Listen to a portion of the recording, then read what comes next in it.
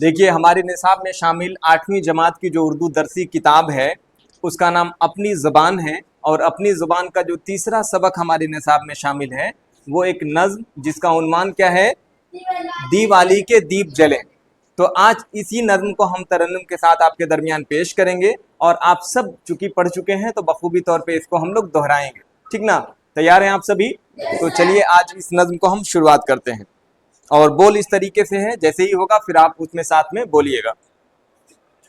नई हुई फिर रस्म पुरानी, दिवाली के दीप जले। नई हुई फिर रस्म पुरानी, दिवाली के दीप जले। शाम सलोनी रात सुहानी, दिवाली के दीप जले। नई हुई फिर रस्म पुरानी, दिवाली के दीप जले। शाम सलोनी रात सुहानी,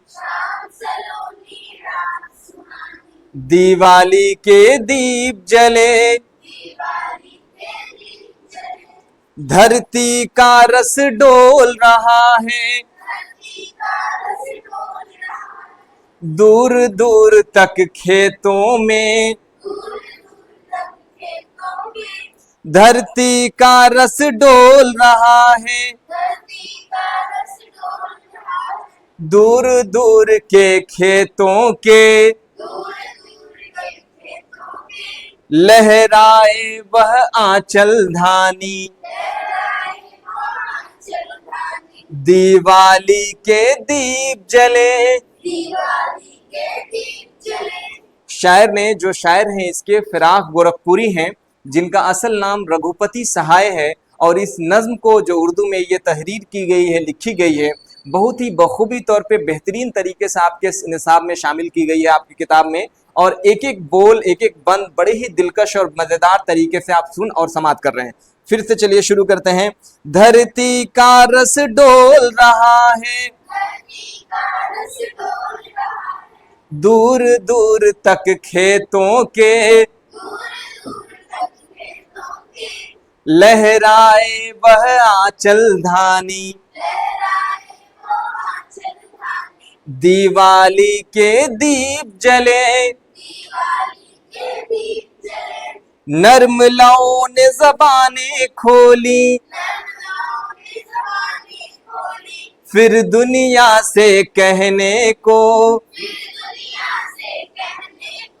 नर्म लौं ने ज़बानें खोली, फिर दुनिया से कहने को। बेवतनों की राम कहानी, दिवाली के दीप जले। बेवतनों की राम कहानी, दिवाली के दीप जले। नर्म लौं ने ज़बानें खोली,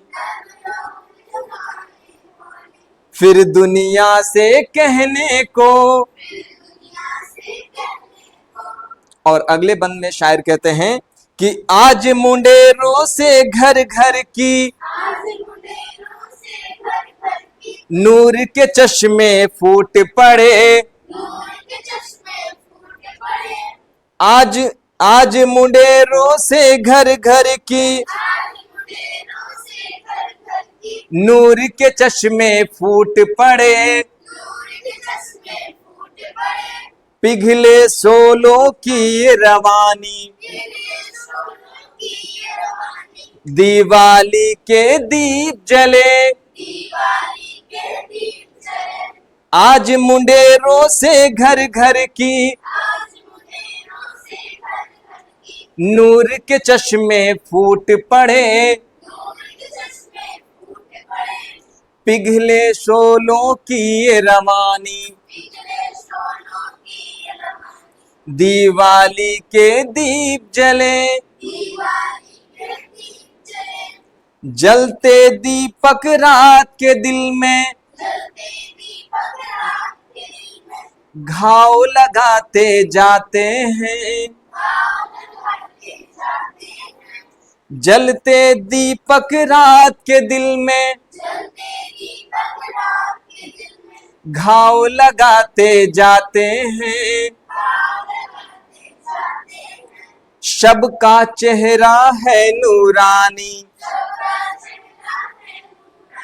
दिवाली के दीप जले, शब का चेहरा है नूरानी, दिवाली के दीप जले, जलते दीपक रात के दिल में, घाव लगाते जाते हैं, शब का चेहरा है नूरानी,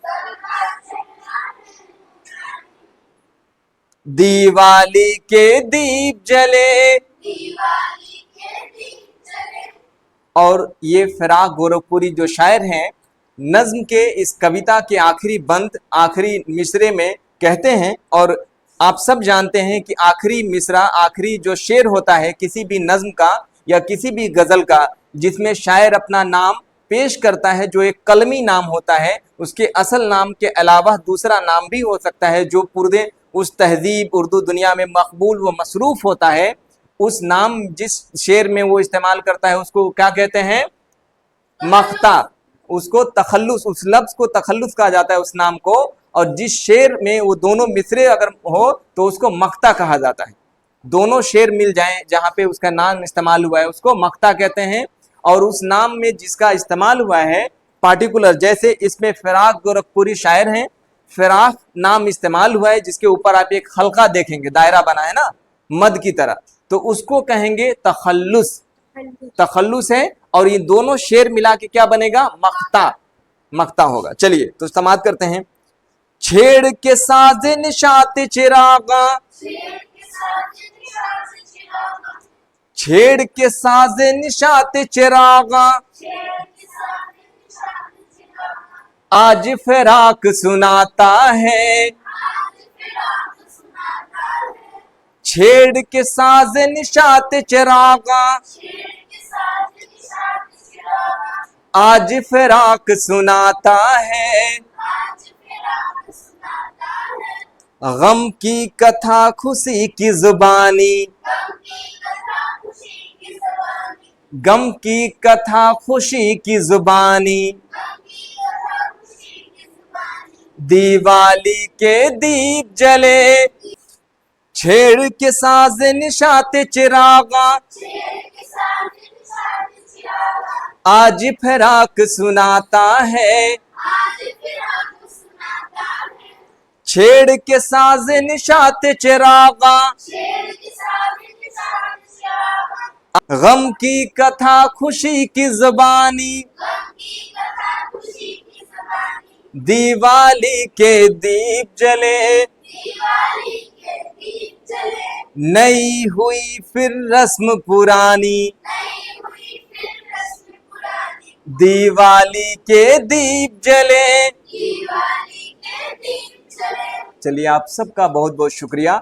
इस फिराक गोरखपुरी के नज्म दिवाली के दीप जले को आपने तरन्नुम के साथ सुना, समात किया और साथ दिया। बहुत बहुत शुक्रिया।